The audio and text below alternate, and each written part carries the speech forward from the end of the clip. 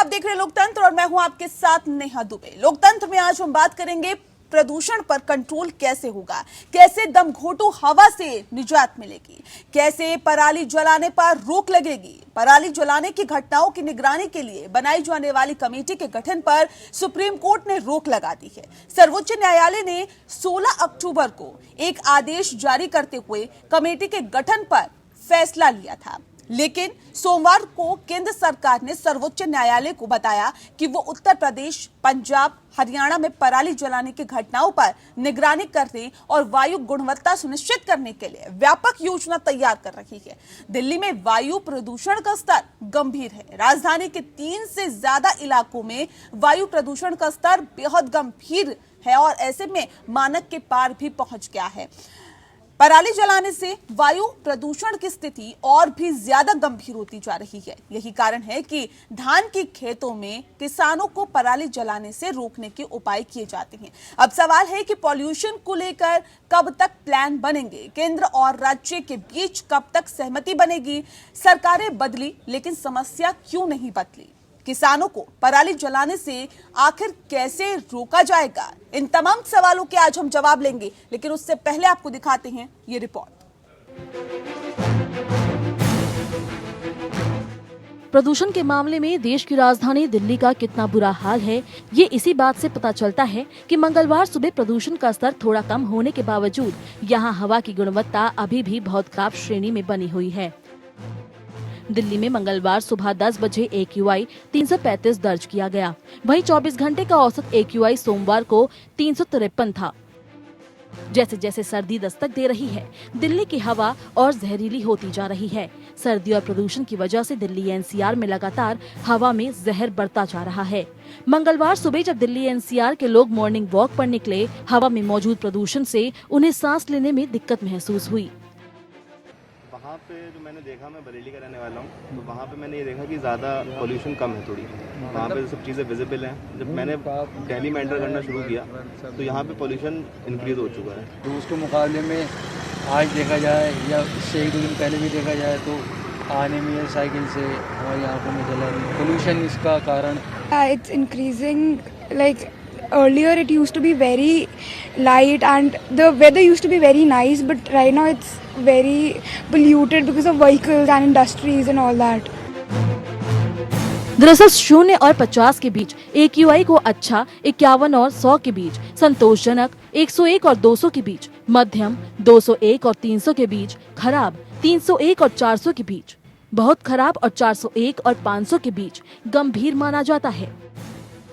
इस बीच दिल्ली समेत उत्तर भारत के अधिकतर हिस्सों में धुंध छाने और हवा की गुणवत्ता में तेजी से गिरावट आने के बीच वैज्ञानिकों ने आगाह किया है कि वायु प्रदूषण और कोरोना के मामलों के बीच कोई संबंध पूरी तरह भले ही साबित नहीं हो पाया है, लेकिन लंबे समय तक प्रदूषण से फेफड़ों के संक्रमण का खतरा बना रहेगा।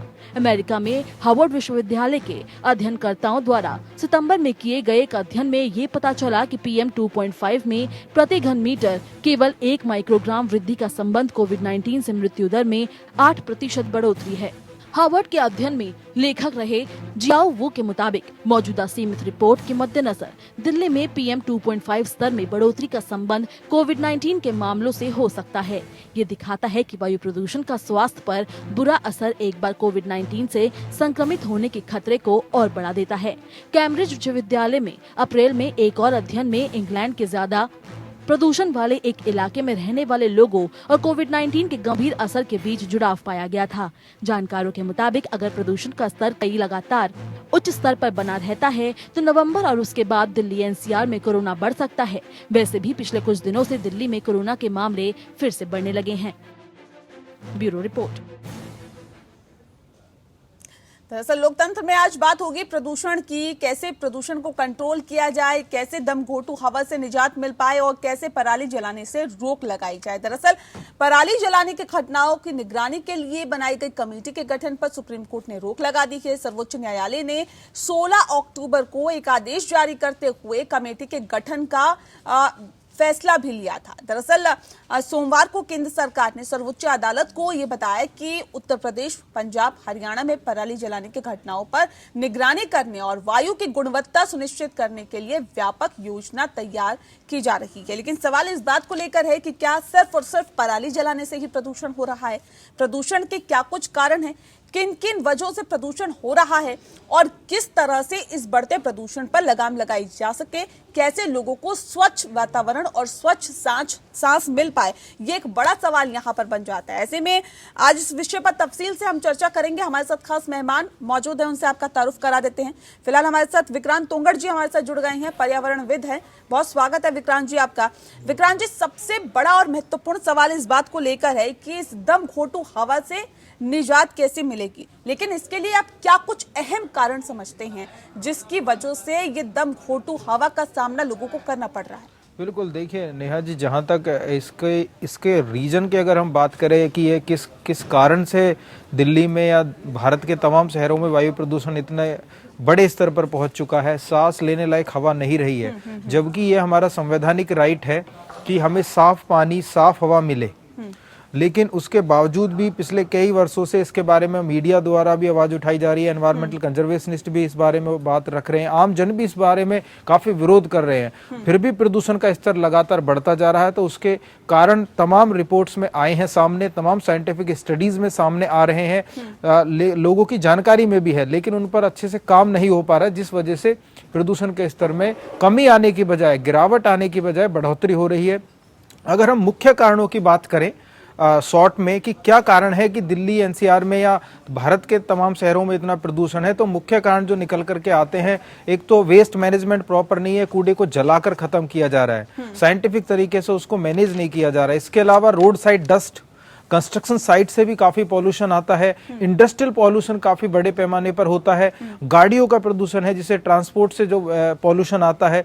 यदि हम इसका उपाय करना चाहें तो एक्सपर्ट्स ने आईआईटी कानपुर की रिपोर्ट में, आईआईटी दिल्ली की रिपोर्ट में जो तमाम आंकड़े सामने आए, उन पर सुझाव भी दिए गए हैं कि इनके लिए क्या उपाय किए जा सकते हैं। अगर आपको दिल्ली की हवा को साफ करना है, एनसीआर की हवा को साफ करना है, हवा को साफ करने के लिए क्या कुछ उपाय किए जाए? उपाय सिंपल है, से चर्चा करेंगे विक्रांत जी, क्योंकि इस वक्त हमारे साथ डॉक्टर नेहा गुप्ता भी जुड़ गई हैं, जो कि गायनेकोलॉजिस्ट है और इन्फर्टिलिटी एक्सपर्ट है। बहुत स्वागत है डॉक्टर नेहा आपका। डॉक्टर नेहा, सवाल इस बात को लेकर है, जिस बात का जिक्र हम लगातार कर रहे हैं कि प्रदूषण जो बढ़ता जा रहा है उससे कैसे लोगों को निजात मिले, क्योंकि इस दम घोटू हवा में सांस लेना बेहद दूभर हो गया है।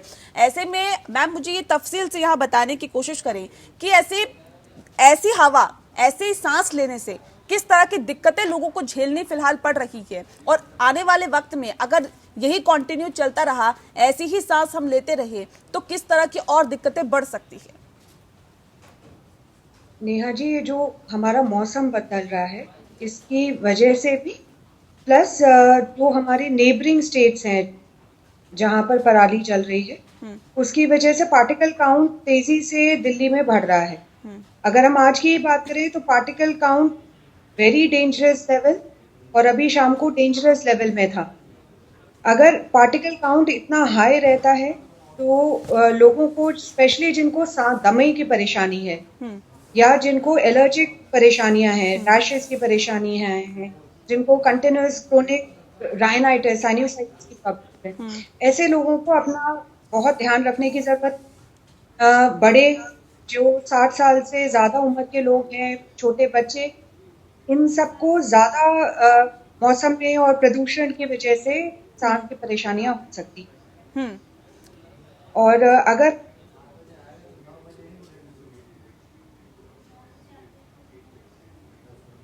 जी जितनी बाकी दमे की परेशानियां और सांस से रिलेटेड परेशानियां हैं, उस सबको भी हमें हॉस्पिटल का योग बढ़ेगा, और डेफिनेटली हम देखेंगे कि मरीजों की तादाद हॉस्पिटल्स में बढ़ेगी। तो जैसे जैसे हमारा लॉकडाउन 6 की अगर हम बात करें, अनलॉक 6 की, अनलॉक 6 में हम कह रहे हैं कि सारी जितनी भी हमारी सर्विसेज हैं वो सब नॉर्मल की तरफ जाने लगे। रोड पर देखें हम तो ट्रैफिक नॉर्मल के जैसे आने लग गया है। आगे आते हुए त्योहार के समय पर भी आप देख रहे हैं कि लोग अपनी सोशल डिस्टेंसिंग नॉर्म्स भूलते जा रहे हैं, और हाई वॉल्यूम में व्हीकल्स रोड पर निकल रहे हैं, ट्रक, सारा जो भी व्हीकल्स है, सारा पोल्यूशन बढ़ रहा है। इसकी वजह से आने वाले समय में बहुत दिक्कत हो सकती है। एंड ये जो दिवाली का समय है, दशहरा है, अगर इसमें लोगों ने अपने केयर नहीं करी और जैसे पटाखे या ऐसी चीजें चलाई तो डेफिनेटली ये वेरी डेंजरस लेवल में रहेगा और लोगों को की रिक्वायरमेंट बढ़ जाएगी। बिल्कुल, जैसे ही त्योहारों का वक्त नजदीक आता है या फिर यूं कहे कि जब ये मौसम आता है कि गर्मी से हम सर्दी की तरफ प्रवेश करते हैं तो इस तरह की समस्याओं से हमें दो चार होना पड़ता है। विक्रांत जी, क्या वजह आप इसके पीछे मानते हैं कि हर वक्त हर साल इसी मौसम में इस तरह की दिक्कतें होती हैं? देखिए, जहाँ तक इस बार की बात है, आप देख रहे हैं कि इस बार जो प्रदूषण का स्तर अचानक से इतना ऊपर गया है, मौसम उसके लिए जिम्मेदार है। बिल्कुल हम इसको एक तरह से इनकार नहीं किया जा सकता है, लेकिन इसके पीछे केवल हम मौसम को ही कारण समझें, ये एक साइंटिफिक बात नहीं होगी। क्योंकि जो पॉल्यूशन के जो लोकल सोर्सेज हैं, जैसा मैंने बताया, मैडम ने भी जिक्र किया कि जो व्हीकुलर से जो पॉल्यूशन आ रहा है, रोड साइड डस्ट से जो पॉल्यूशन आ रहा है, इसके अलावा पराली, ये मौसम बदलता है, गर्मी से सर्दी की ओर बढ़ते हैं हम लोग। दूसरी तरफ पराली का जलना शुरू होता है। पंजाब, हरियाणा, यूपी, राजस्थान में, अगर हम दिल्ली के आसपास की बात करें, वहाँ प्रमुखता से स्टबल बर्निंग की जाती है, जिसका सीधा प्रभाव, क्योंकि विंड फ्लो इस तरफ होता है इस मौसम में, इस सीजन में, तो उससे भी दिल्ली प्रभावित होती है। इसके साथ साथ दशहरा के ऊपर या दीपावली पर जो पटाखे उपयोग किए जाते हैं वो भी कंट्रीब्यूट करता है। और दूसरा, न्यू ईयर आने वाला है, तो आप देखेंगे तो 1 जनवरी को भी काफी पटाखों का उपयोग होता है। उस दौरान भी प्रदूषण एकदम से काफी ऊपर जाता है। बिल्कुल, अगर ये जो हालात है ये और ज्यादा खराब ना हो, इसके लिए क्या कुछ कदम उठाए जाए विक्रांत जी? क्योंकि ये सभी जानते हैं कि देखिए अभी दिवाली का मौसम है, दिवाली का सीजन है, और ऐसे में दिवाली और न्यू ईयर की आपने बात की, तब पटाखे ज्यादा चलाए जाते हैं और ऐसे में जाहिर तौर पे पॉल्यूशन का बढ़ना लाजमी हो जाता है। लेकिन सर, ऐसे में क्या कुछ एहतियात बरती जाए? क्योंकि जो लोग पहले ही श्वास संबंधी दिक्कतों से दो चार हो रहे हैं, उनके लिए जो समस्या है वो और ज्यादा बढ़ती जा रही है। जैसे कि अभी हमने रिपोर्ट में बताया कि जो 400 से 500 का AQI होता है वो बहुत खतरनाक श्रेणी में होता है। और ऐसे में अगर दिवाली का ये वक्त है, दिवाली में क्रैकर्स ज्यादा चलते हैं, पटाखे ज्यादा चलते हैं, तो ये दिक्कतें और ज्यादा कितनी बढ़ सकती है? नेहा जी, देखिए, ये यहाँ केवल सांस लेने में दिक्कत आने की बात नहीं है। इस समय कोरोना के प्रकोप में पूरी दुनिया है और दिल्ली, NCR या भारत भी इससे कहीं अछूता नहीं है। अगर एयर पॉल्यूशन ज़्यादा बढ़ता है तो इससे कोरोना के जो पेशेंट है उन्हें और ज़्यादा दिक्कत हो सकती है। कोरोना के पेशेंट के संख्या में इजाफा भी हो सकता है, ऐसी एक्सपर्ट्स की लगातार ओपिनियन आ रही है। तो जहाँ तक इसके उपाय की बात है, उपाय इसके लिए काफ़ी सुझाए गए हैं। जो सुप्रीम कोर्ट अपॉइंटेड कमेटी है, EPCA, उन्होंने भी इसके बारे में सुझाव दिए हैं। बहुत सारे सुझाव हैं, उन सुझावों पर भी हम आएंगे विक्रांत जी, क्योंकि इस वक्त हमारे साथ अमन बंका जी जुड़ गए हैं, जो कि याचिका करता है, जिन्होंने इसके खिलाफ एक याचिका डाली है, क्योंकि प्रदूषण लगातार बढ़ता जा रहा है। ये सिर्फ ना ही आम लोगों के लिए बल्कि खास लोगों के लिए ये दिक्कतों की बात है, क्योंकि जो सांस आम लोग ले रहे हैं वही खास लोग भी ले रहे हैं। और ऐसे में क्यों नहीं इसको ठोस उपाय कर इसकी जो जड़ें हैं उसको ही खत्म किया जाए। लेकिन ऐसे में अमन बक्का जी, सवाल इस बात को लेकर है कि आपने याचिका डाली है, इस याचिका में क्या कुछ है और कैसे इस याचिका को आपने फाइल किया है, हमें तफसील से बताएं। मैम, जैसे का जो इशू है वो आज का इशू नहीं है, जो कई साल से दिल्ली में लड़ रहे हैं। कई बार सड़क पे लड़ते हैं, कई बार कोर्ट में लड़ते हैं। तो इस बार सितंबर मंथ से पहले, जब अगस्त लास्ट में हम लोगों ने पंजाब, हरियाणा और दिल्ली के मुख्यमंत्री को चिट्ठी लिखकर ये बताया था कि स्टबल बर्निंग स्टार्ट होने वाला है और EPCA में जो रिकमेंडेशंस हैं वो आप उसको फॉलो करिए। और सुप्रीम कोर्ट ने लास्ट ईयर भी बहुत सारे डायरेक्शंस दिए थे, जिसमें कहा था कि फंड्स देने हैं, फंड्स इनिशिएट होंगे जिसमें इंसेंटिव मिलेंगे, मशीनरी प्रोवाइड होगी जो फार्मर्स हैं उनको।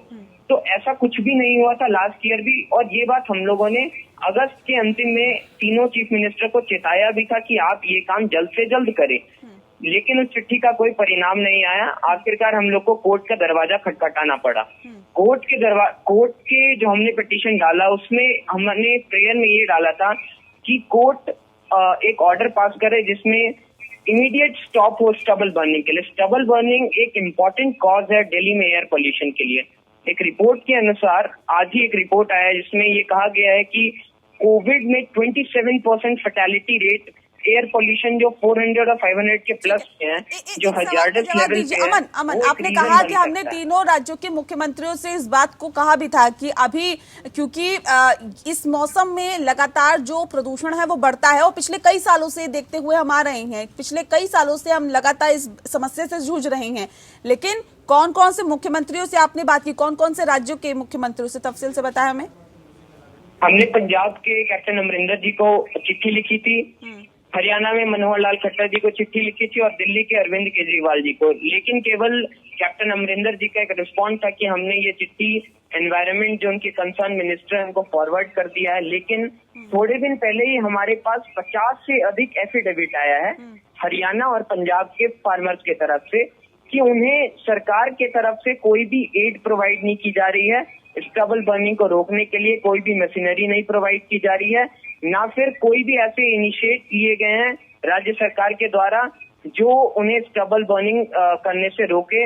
वो यूजुअली जो हर साल करते हैं वो ये चीज करने को मजबूर है। बने रहिए हमारे साथ। इस वक्त हमारे साथ बीजेपी के नेता राजेश झा जी भी जुड़ गए हैं। राजेश जी, बहुत स्वागत है आपका। राजेश जी, अभी आप सुन रहे थे अमन बंका जी को, इन्होंने याचिका दायर की है कोर्ट में और ये कहा है कि जो प्रदूषण है उसके बढ़ते स्तर के लिए तमाम नेताओं को, तमाम मुख्यमंत्रियों को हमने चिट्ठी लिखी, बावजूद इसके जिस वजह से रिस्पॉन्ड नहीं आया और कोर्ट का दरवाजा हमें खटखटाना पड़ा। सर, हरियाणा के मुख्यमंत्री मनोहर लाल खट्टर को भी चिट्ठी लिखी गई लेकिन किसी तरह का रिस्पॉन्ड नहीं आया। ऐसे में क्या वजह है कि जब जब प्रदूषण बढ़ता है तब तब सियासी रोटियां तो सेकी जाती है, मीडिया में बयानबाजी भी की जाती है, लेकिन उसके लिए कोई ठोस कदम नहीं उठाए जाते, क्यों?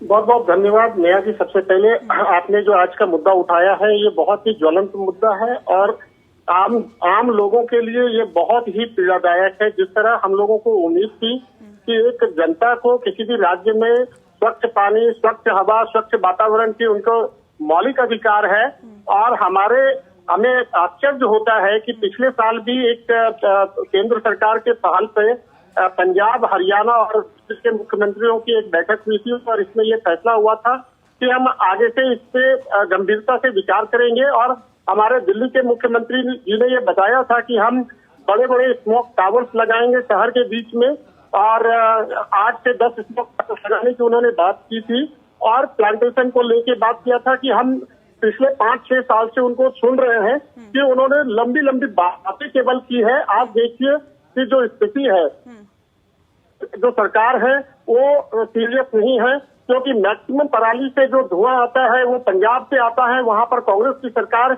है वो भी गंभीरता से नहीं लेती है। सरकार चाहे भारतीय जनता पार्टी का हो, चाहे हरियाणा का हो, चाहे कांग्रेस का हो, कोई भी हो।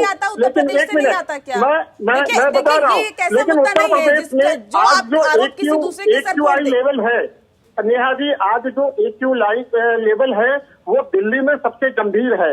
आज जो स्थिति बनी हुई है यहाँ पर जानलेवा जो दमने के पेशेंट हैं, जो बच्चे, छोटे छोटे बच्चे हैं जिनको सांस की तकलीफें हैं, उसके लिए दिल्ली आज एक मौत का घर बन गया है।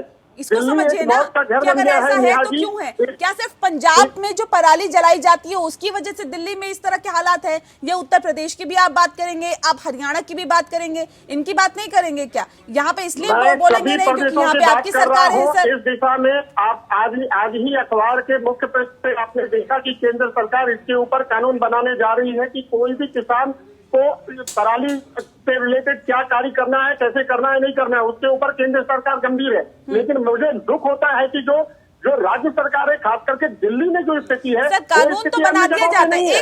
एक सेकंड सर, राजेश जी मैं यहाँ आपको रोकूंगी। विक्रांत जी, सवाल मेरा आपसे होगा क्योंकि इस कानून बनाने की बात कर रहे हैं अभी राजेश जी।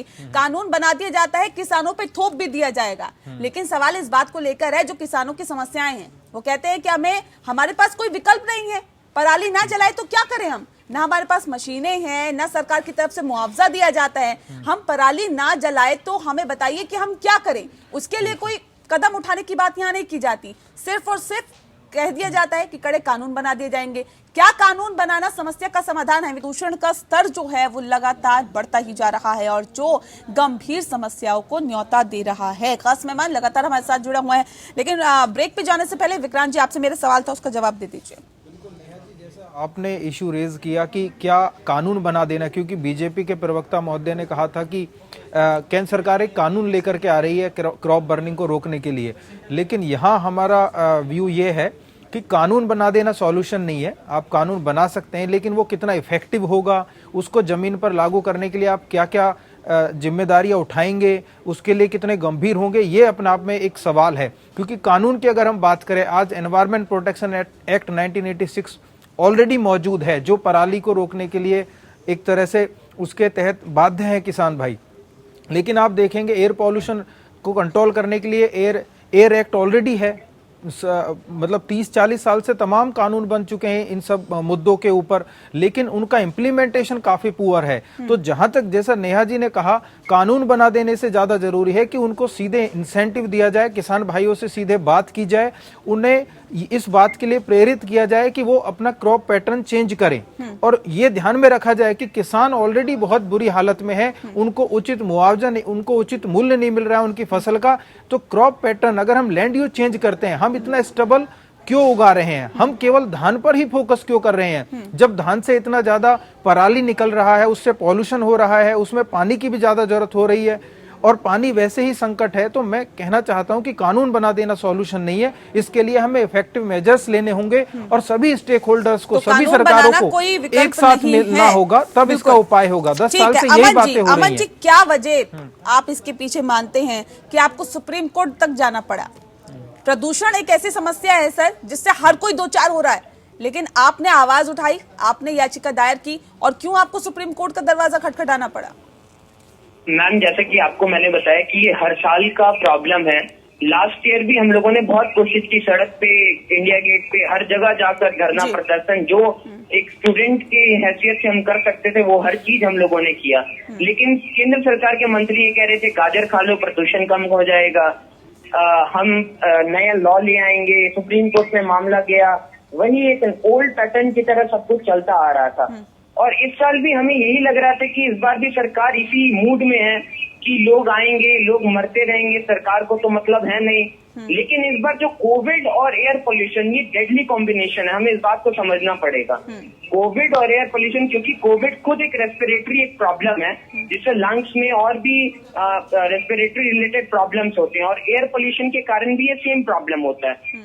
जब ये दोनों चीज कंबाइन हो जाएंगे तो एक डेडली रूप ले लेगा, और हमें इस बात को समझना पड़ेगा। और ये हमें पता था कि केंद्र सरकार इसके लिए उचित कदम नहीं उठाने वाला है, क्योंकि हमने ऑलरेडी केंद्र यहाँ पे सरकार से तमाम सरकारों का फर्ज बनता है, न सिर्फ केंद्र सरकार का बल्कि राज्य सरकारों का भी ये फर्ज बनता है कि वो लोगों की समस्या को समझे और उसके लिए ठोस कदम उठाए जाए। लेकिन एक बात का जिक्र आपने किया है, डॉक्टर नेहा से उस पर रिएक्शन ले लेते हैं।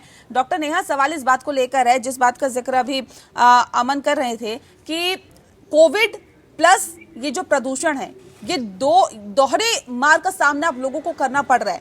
देखिए, दोनों ही ऐसी समस्या है जो कि सांस संबंधी है। आप सांस लेते हैं, दोनों ही कहीं ना कहीं फेफड़ों को कमजोर करती है। अगर प्रदूषण अंदर जाएगा तो वो फेफड़ों को कमजोर करेगा और कोविड-19 आपको जल्द ही जकड़ लेगा। इसकी संभावना कितनी और ज्यादा बढ़ जाती है ऐसी स्थिति में? जिन लोगों को ऑलरेडी लंग कॉम्प्रोमाइज है, जिनके ऑलरेडी लंग पूरी तरीके से काम नहीं कर रहे हैं, COPD, क्रोनिक पल्मोनरी डिजीज है जिन पेशेंट्स, ऐसे पेशेंट्स को अगर इतने हाई लेवल पार्टिकल काउंट पर एक्सपोज होंगे वो, तो उनकी जो स्मॉल एल्वेलाई होती हैं लंग्स में, फेफड़ों में, वो डैमेज होती है। अगर एज इट इज हमारी लंग की कैपेसिटी पुअर है, प्लस पोल्यूशन की वजह से हमें असर है, इसके बाद अगर हमारे कोरोना पेशेंट के साथ हमारा कांटेक्ट होता है और हमें कोरोना होता है, तो डेफिनेटली वो मॉडरेट टू सिवियर डिजीज होगा उनको, और ऐसे पेशेंट्स को घर में होम क्वारंटीन करके मैनेज करना बहुत मुश्किल होगा। ये जो 2.5 PM का पार्टिकल काउंट है, it is very very dangerous for our lung, और ऐसे पेशेंट्स को अगर हम कोरोना के साथ संक्रमण होता है तो हमें उनके ट्रीटमेंट के लिए एडवांस थेरेपी की जरूरत पड़ेगी। इसी तरीके से ऐसे पेशेंट्स जिनको ऑलरेडी कोरोना हो चुका है, अगर इन पेशेंट्स को हम हाई लेवल ऑफ पोल्यूशन में एक्सपोज करते हैं तो उनके लंग पूरी तरीके से रिकवर्ड नहीं होते हैं, उनके ऑक्सीजन सैचुरेशन कम होती है। उनको अभी भी आप देखेंगे बहुत पेशेंट को रिकवरी के बाद भी कई हफ्तों तक, महीनों तक ऑक्सीजन की रिक्वायरमेंट हो रही है, उनकी अभी भी सांस फूट रही है। ऐसे पेशेंट को अगर वो फिर आम दिनों में अगर पेशेंट्स को इस तरह की दिक्कत होती है, इस तरह की समस्या होती है, तो ये वक्त उनके लिए कितना ज्यादा मुश्किलों भरा है, इसका अंदाजा लगाया जा सकता है। ठीक है, एक सवाल इस बात को लेकर है राजेश झा जी कि हर साल सर इस तरह की समस्या होती है, हर साल बेतुके बयान भी इस पर आते हैं। जैसा कि अभी अमन ही इस बात का जिक्र कर रहे थे कि केंद्र सरकार के मंत्रियों की तरफ से आता है गाजर खाइए या ये खाइए या ऐसा खाइए या ऐसे रहिए। सर इन बातों का जिक्र करने से बेहतर नहीं होता है ये कि केंद्र सरकार ऐसे कदम उठाए कि इस तरह की समस्या का सामना ही ना करना पड़े, या फिर ये जो इतने विकल्प बताते हैं कि ऐसा खाइए वैसा खाइए, इन सब चीजों की जरूरत ही ना पड़े। क्यों हमें इन सब चीजों की जरूरत पड़ती है और कैसे इस तरह के बेतुके बयान सरकार की तरफ से या फिर नेताओं की तरफ से आते हैं? लगता है इनकी जरूरत है। देखिए नेहा जी बिल्कुल सही है। अभी मैं अमन बक्का जी को सुन रहा था। अमन जी बिल्कुल सही बोल रहे हैं कि आज जो सिचुएशन है कोरोना कोविड सिचुएशन में, ये डेडली कॉम्बिनेशन है। पॉल्यूशन को लेके जिस तरह से माहौल दिल्ली एनसीआर में है, लेकिन मैं थोड़ा सा विक्रांत तोगर जी जो बोल रहे थे कि कानून बनाने से कोई समस्या का समाधान नहीं होता है, मैं इसमें राजनीतिकरण नहीं करना चाहता हूँ। लेकिन पिछले साल आपको याद होगा कि प्रधानमंत्री जी और गृह मंत्रालय के निर्देश पे केजरीवाल जी ने और तीनों मुख्यमंत्री जो हरियाणा के मुख्यमंत्री हैं और पंजाब के मुख्यमंत्री जी ने बैठ के 2 दिन तक मीटिंग की थी और इस पे फैसला लिया था कि हम लोग इस पे कार्रवाई करेंगे। लेकिन दुख इस बात का है कि आज पूरे देश में सबसे बुरा हाल दिल्ली महानगर का है। दिल्ली कैपिटल है, यहाँ पर कितने हर जगह के लोग रहते हैं, इतनी बड़ी जनसंख्या है, लेकिन ये वही हाल है जब जागो तब सवेरा। यहाँ पे मतलब जब सारी चीज यहाँ पर घटना घट जाती है, जब पॉल्यूशन का लेवल 400 को क्रॉस कर जाता है, तब हमारे मुख्यमंत्री जी जगते हैं। इनको तो पहले एडवांस में प्री में डिसीजन लेने चाहिए कि भाई हमें क्या करना है। ये जो 6 साल से बात कर रहे हैं कि दिल्ली को हम हांगकांग बना देंगे, हम दिल्ली को शंघाई बना देंगे, दिल्ली को लंदन बना देंगे, तो सर तमाम बैठकें हुई ऐसे, आप मुझे बताइए ना सर, तमाम बैठकें हुई, नतीजा क्या रहा? नतीजा तो वही सिफर है, नतीजा वही ढाक की 3 बात है। बैठकों पे बैठ के सर आप कर रहे हैं, तमाम मुख्यमंत्रियों के साथ प्रधानमंत्री बैठक कर रहे हैं, सर नतीजा क्या है सर? नेहा जी एक बात को समझिए, केंद्र सरकार तो अब अंत में आज इन्होंने जो आपने देखा होगा हर अखबार आया है कि केंद्र सरकार पराली को जलाने के मोड ऑफ ऑपरेंडिस को कैसे उनको किया जाए, क्या सुविधा देगी किसानों को, इसके विषय पे लेके एक कानून लेके सरकार आ रही है। अभी हमारे विक्रांत जी बोल रहे थे कानून बनाना हल नहीं है, तो 370 जो कश्मीर के लिए बनाया वो हल नहीं हुआ क्या? वही बात है ना, आपसे बात जो है प्रदूषण पे की जाती है, आप पहुंच जाते हैं जम्मू कश्मीर। सर जम्मू कश्मीर को छोड़ दीजिए, बात यहाँ पर करिए ना, केंद्र सरकार क्या कदम उठा रही है? उत्तर प्रदेश में सर कानपुर भारत का सबसे ज्यादा प्रदूषित जिला है सर। जनता की चिंता नहीं है, सुन लीजिए सर, सुन लीजिए सर, सबसे ज्यादा प्रदूषित शहर है कानपुर, सबसे ज्यादा प्रदूषित शहर है कानपुर। ये तो सिर्फ बात पराली की हो रही है यहाँ पे तो इस वक्त इस तरह के हालात हो जाते हैं। कानपुर में तो सबसे ज्यादा पॉल्यूशन रहता है, सरकार किसकी है, क्या कदम उठाए? AQI लेवल जो सबसे ज्यादा गंभीर हालात में है वो दिल्ली एनसीआर का है। गुड़गांव से लेके नोएडा से लेके दिल्ली की स्थिति दयनीय है। तो यहाँ पर स्थिति बिल्कुल एकदम मरने वाली स्थिति है लोगों के लिए। क्यों है सर? हमारे जो किससे सवाल पूछा जाए, किससे सवाल पूछा जाए बताइए ना। गंभीरता बिल्कुल नहीं है। आप कहते हैं केंद्र में हमारी सरकार बन जाए तो ऐसा हो जाएगा, वैसा हो जाएगा, इस तरह की चीजें हो जाएगी। ये अपने पेड कार्यकर्ता केंद्र में आपकी सरकार, उत्तर प्रदेश में आपकी सरकार, पंजाब में तो चलिए कांग्रेस की सरकार है, लेकिन हरियाणा में तो आपकी सरकार है। हर चीज को ये एडवर्टीजमेंट करते हैं। आज अपने कार्यकर्ता को ये पे खड़ा कर रहे हैं कि अपना बताइए ना। देखिए ऐसे नहीं करिए, ये मुद्दा राजनीति करने वाला नहीं है सर। वो जो सांस है, वो जो प्रदूषण है, वो सर आपके जहन में भी जा रहा है, आपके अंदर भी जा रहा है, वो हमारे अंदर भी जा रहा है, वो सबके अंदर जा रहा है सर वो प्रदूषण। इसमें राजनीति करने वाली बात नहीं है। आप प्रदूषण की बात करते हैं, दिल्ली में स्वच्छ पानी आ रहा है क्या? दिल्ली में स्वच्छ पानी आ रहा है, फिर आप पानी पे आ गए। मेरा आज का सवाल प्रदूषण पे है सर। 6 महीने तक इधर उधर मत भटकिए ना, सवाल को भटकाइए ना कार्यक्रम को भटकाइए। बात करिए प्रदूषण की। राजेश जी, आपने कानून की बात की कि आप एक ठोस कानून लेकर आ रहे हैं, लेकिन आपने उस दूसरी तरफ ये बात नहीं की अभी केंद्र सरकार ने EIA नोटिफिकेशन जो एक पर्यावरण कानून है उसमें काफी बदलाव किए हैं, और ऐसे बदलाव किए हैं जिससे पॉल्यूशन करना आसान हो जाएगा फैक्ट्रीज के लिए, बिल्डर्स पर लगाम कम होगी। तो एक तरफ आप डाइल्यूशन कर रहे हैं पर्यावरण नियमों में जो 96 से चला आ रहा है EIA नोटिफिकेशन, और दूसरी तरफ आप एक किसानों के ऊपर एक मजबूत बिल लेकर के आना चाहते हैं। तो ये शायद नीति ठीक नहीं है। की बात की जा रही है वो पराली से रिलेटेड स्पेसिफिकली किया जा रहा है कि पंजाब हो या उत्तर प्रदेश हो, जहां भी पराली जलाया जाता है, जिसके वजह से सर आप पराली को केवल जिम्मेदार नहीं ठहरा सकते चलिए, पराली जिम्मेदार है या नहीं है, पराली से भी ज्यादा और दूसरी चीजें जिम्मेदार है। मैं वो दिक्कतें क्या हो रही है वो समझ लेती हूँ। देखिए, इसको मैं राजनीतिक रंग ना दिलवाना चाहती हूँ इस कार्यक्रम में, और ना ही देना चाहती हूँ।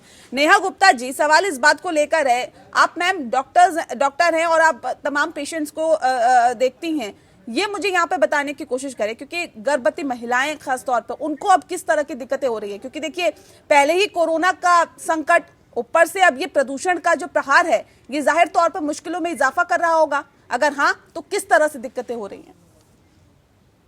खाली प्रेग्नेंट लेडीज का ही नहीं, जो हमारे बड़े लोग हैं जिनकी लंग कैपेसिटी कॉम्प्रोमाइज, छोटे बच्चे हैं जिनको ज्यादा एक्सपोज्ड हैं पोल्यूशन की वजह से, अभी ना स्कूल जा सकते हैं ना कहीं, घर में भी बाहर निकलने में डर लगता है।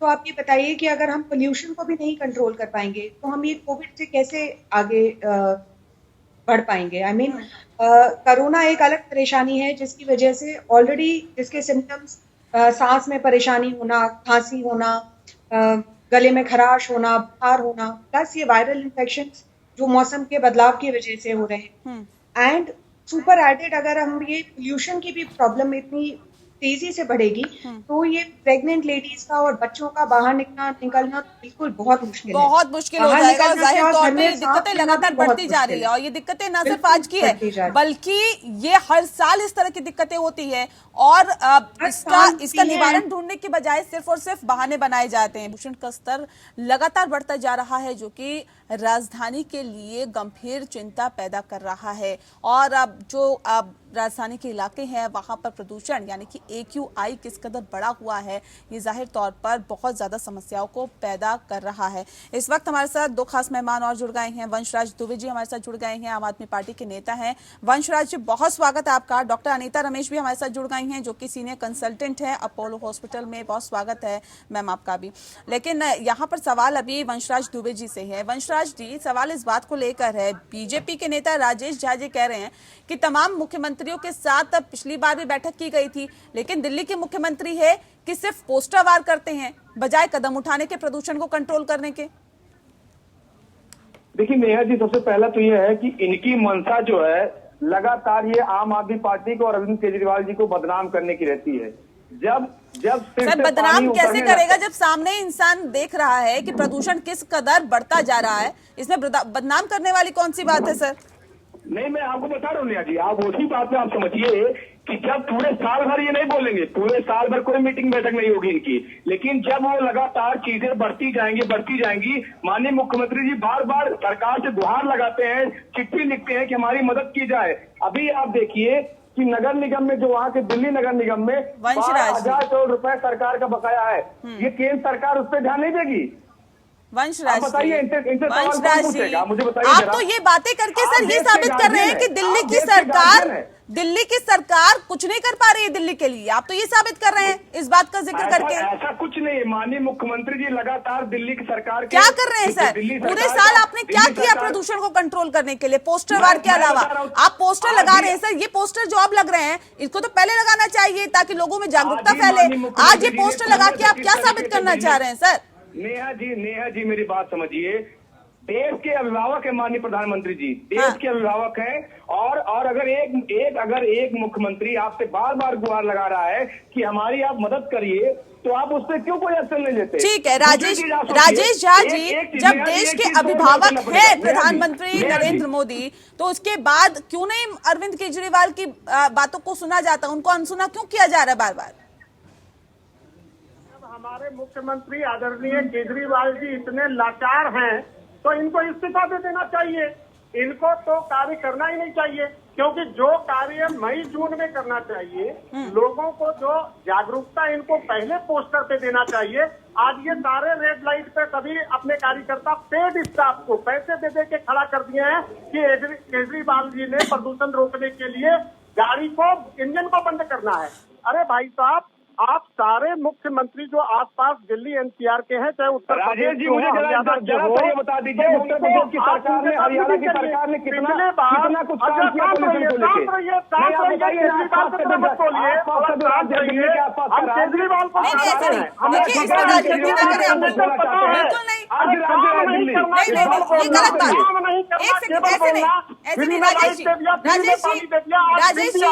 सबका। वंशराज दुबे जी, देखिए इस तरह से राजनीति इस मसले पे मत करिए, कम से कम देखिए इससे सभी इफेक्टेड है, इससे सभी प्रभावित है सर। इस बात को एक सेकंड, नहीं ऐसे नहीं, एक सेकंड रुक जाइए। वंशराज दुबे जी, सवाल इस बात को लेकर है, देखिए अगर आप गेंद अगर केंद्र सरकार की पाली में फेंक रहे हैं और पूरा ठीकरा अगर केंद्र सरकार पर ही फोड़ रहे हैं, तो सर मुझे इतना आप समझा दीजिए और इतना बता दीजिए कि पराली से कितनी % पॉल्यूशन होता है? महज 16 से 17%। एक सेकंड सुन लीजिए पहले आप सुन लीजिए सर। पराली से कितने %? 16 से 17% पॉल्यूशन होता है। बाकी सर ये जो प्रदूषण है ये किसकी देन है? जी, ये किसकी देन है सर? मैं नेहा जी, मैं आपसे ये कह रहा हूँ कि दिल्ली सरकार ने पराली से कोई धुआं ना निकले उसको लेकर कितना काम किया। आम आदमी पार्टी का यही प्रॉब्लम है, वो क्वेश्चन का जवाब नहीं देते। आप सुनिए राजेश जी, चिल्लाइए नहीं, चिल्लाने से कोई हल नहीं होगा। मेरी बात सुनिए।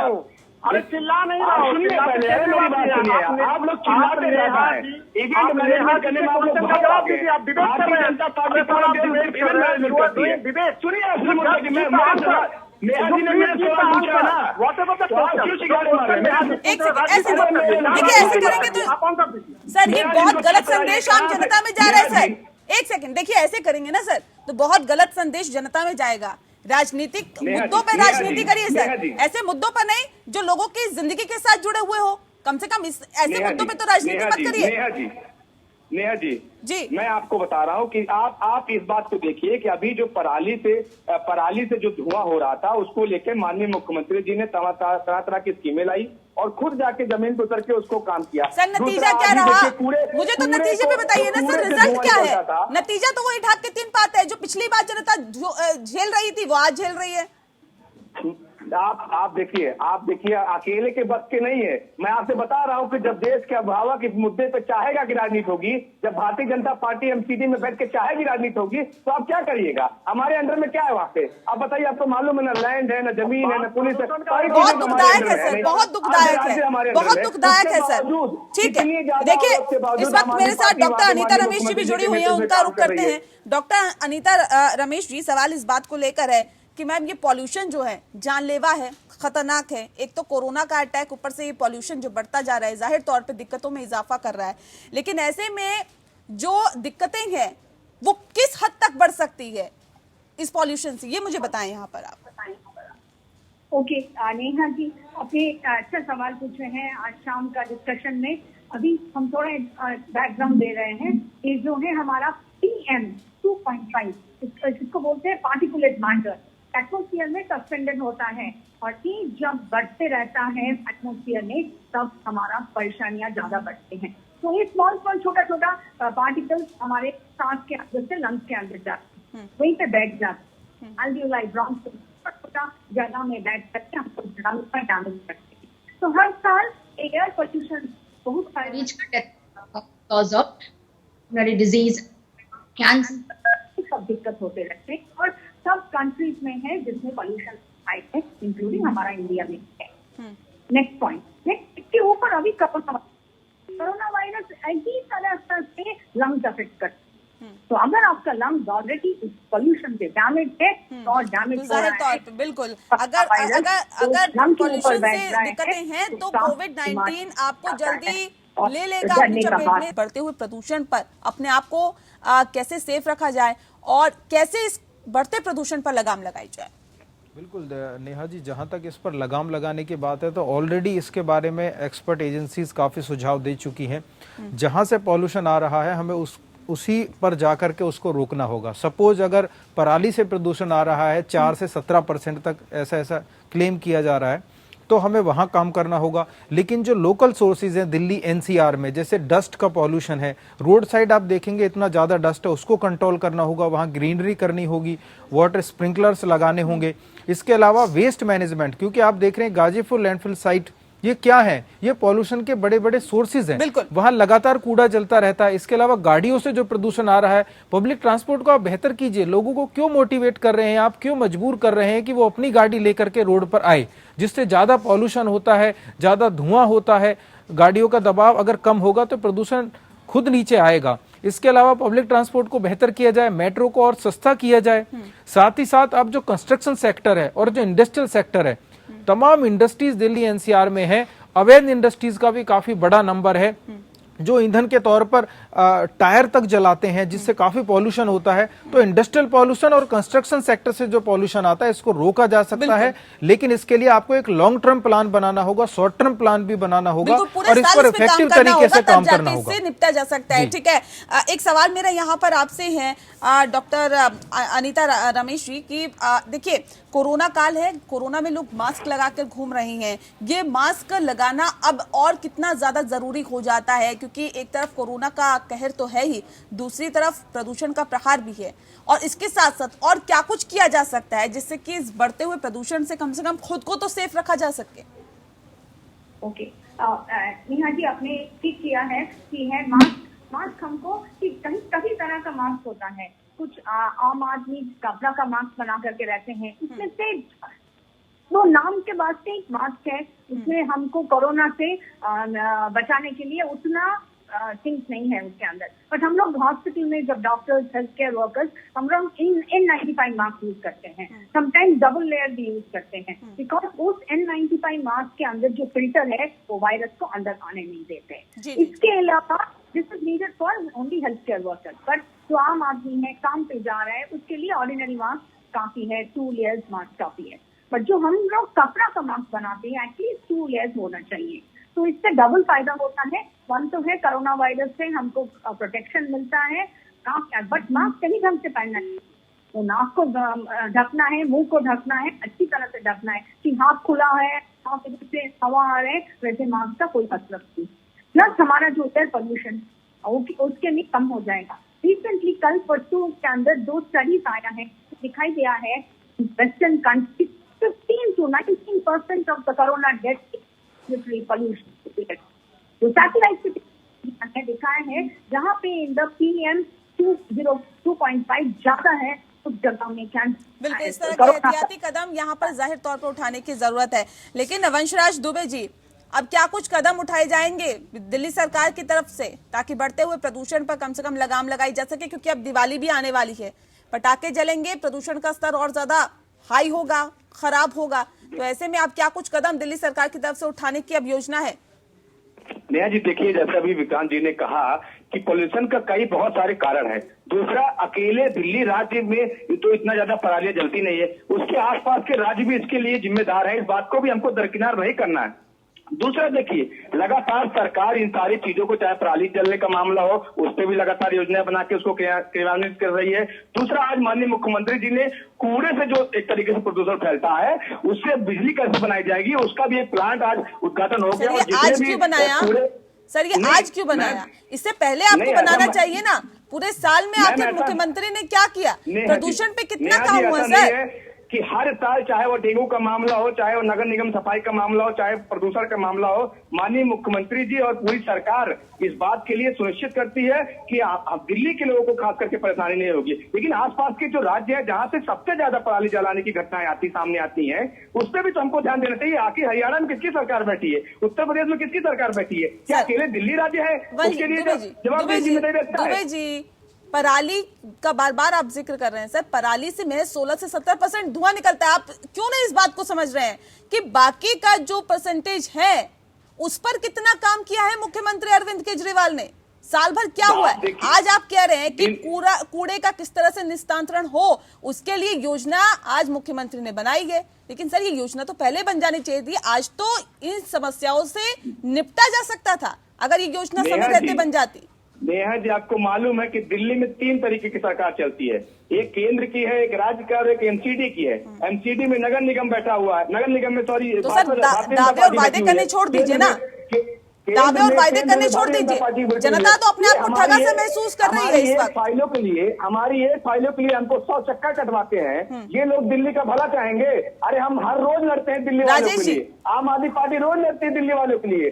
ऐसे लोग चाहते हैं कि दिल्ली बीमार हो जाए, इनके बस की बात है दिल्ली को ठीक करना। ठीक है और राजेश जी, जनता एमसीडी के चुनाव इनको सबक सिखाएगी इस बात पे। ठीक है सर। राजेश जी, सवाल इस बात को लेकर है सर, ये देखिए मुद्दा ऐसा है कि एक दूसरे पर टोपी डालने की बजाय, एक दूसरे पर गेंद फेंकने की बजाय खुद इस पर समझना चाहिए कि ये बहुत गंभीर विषय है। केंद्र सरकार को अब इस पर क्या कुछ कदम उठाने चाहिए या फिर क्या कुछ कदम उठाने की योजना है अभी तक? देखिए नेहा जी, पिछले साल भी केंद्र सरकार ने एक नोटिफिकेशन जारी करके तीनों मुख्यमंत्री को ये बताया था कि आप लोग ज्वाइंट मीटिंग करिए और 3 महीना पहले करिए, 3 महीने पहले तैयारी करिए। कोरोना काल में अरविंद केजरीवाल जी बिल्कुल सोए हुए रहे, स्थिति बहुत बिगड़ गई। बाद में केंद्र सरकार के इंटरफेरेंस से आज दिल्ली की हालत बहुत कंट्रोल में है। मैं किसी पार्टी की बात नहीं कर रहा हूँ। अभी एक बहुत, आप 2 मिनट सुनिएगा, बहुत गंभीर बात करता हूँ मैं आपसे, बहुत ही इम्पोर्टेंट बात है। जब इनको चुनाव में 6 साल पहले आना था तो इन्होंने बड़ी लंबी लंबी बात की कि अडानी की, अंबानी से पैसा लेते केंद्र सरकार। आपको मैं बताता हूँ, ये आम आदमी पार्टी ओला उबेर से मिली हुई है। इस बार ओला उबेर ने इनको फंडिंग नहीं किया है, इसलिए ये ऑड इवन नहीं लगा रहे हैं, अन्यथा इनको फंडिंग। अरे नेहा जी, आप जानती हैं हमारे सारे विधायक इस समय सड़कों पर उतर के जनता से अपील कर रहे हैं। 30%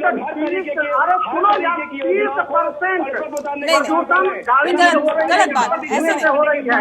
ये सारे के लोग मिले हुए हैं और ये देखिए इस तरह से इस विषय पर कम से कम राजनीति नहीं करनी चाहिए सर। राजनीति से ऊपर उठकर सोचने की जरूरत है कि आप इस विषय से, इस गंभीर मुद्दे से आखिर किस तरह से निपटे। चलिए बहरहाल बहुत शुक्रिया आप सभी मेहमानों का हमारे साथ इस खास चर्चा में शामिल होने के लिए। तो प्रदूषण जाहिर तौर पे एक बड़ी समस्या है, जाहिर तौर पे इससे निपटना है, लेकिन सरकारें अभी किस तरह से ये कहा जा सकता है कि इसके लिए गंभीर नहीं है, ये भी आपने साफ तौर पर देख लिया। क्योंकि बात चाहे दिल्ली सरकार की करे या फिर केंद्र सरकार की तरफ से करें या फिर और तमाम राज्यों की सरकारों की बात करें, अगर गंभीरता होती तो आज शायद इस तरह के परिणाम देखने के लिए नहीं मिलते। चलिए इसी के साथ लोकतंत्र में इतना ही। नमस्कार।